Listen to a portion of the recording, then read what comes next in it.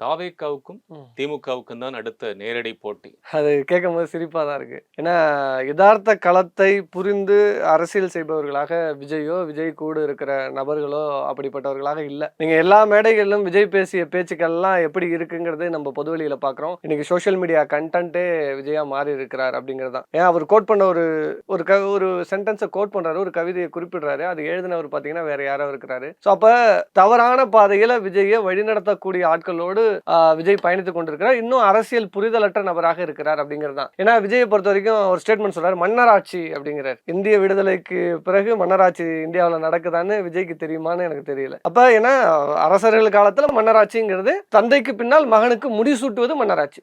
சரி, அரசர்கள் காலம் முடிஞ்சிச்சு. அதுக்கு அடுத்தது ஆங்கிலேயர்கள் காலம் வந்துடுச்சு. ஆங்கிலேயர்கள் காலத்துக்கு பிறகு சுதந்திர இந்தியா பிறந்து விட்டது.